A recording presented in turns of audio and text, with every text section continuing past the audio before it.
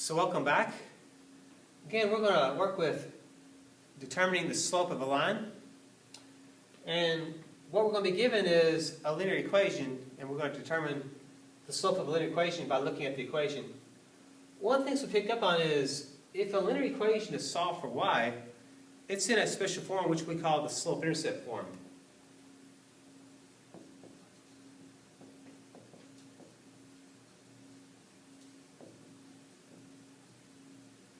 And what we pick up on the slope-intercept form is the m, in other words, the coefficient in front of x is actually going to represent the slope. And this b is actually going to be what we call the y-intercept, where the line crosses the y-axis. So if I look at this example, so determine the slope of the linear equation.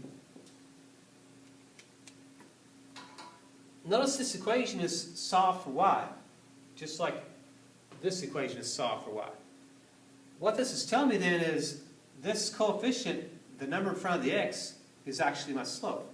So my slope is negative 2/3, and if I wanted to know my y-intercept would have been 1. Okay? Let's just verify this to verify that indeed that negative 2/3 is the slope. So we know that to find the slope, if I know 2 points, I can use the slope formula to determine the rise and the run. So again, when it's solved for y, it's always easy to pick 0 for x.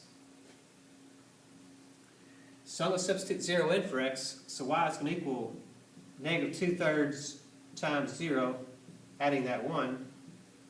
We know negative 2/3 times 0 is going to be 0. 0 plus 1 is going to give me 1. So 0, 1. And if I graph that on the graph, 0, 1. Notice that point is on the y-axis, so it's going to be our y-intercept. And take note of what our constant was, this b.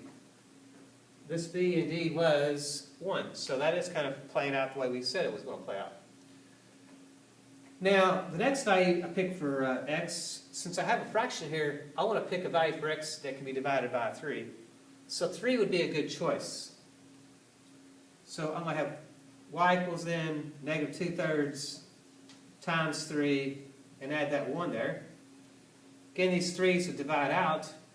Y is going to equal a negative 2 plus 1, and therefore I would end up with a negative 1. So when x is 3, y corresponded to be a negative 1.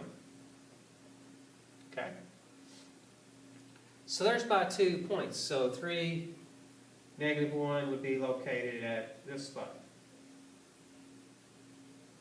So now I could graph the equation. And remember, these linear equations take on the look of a line.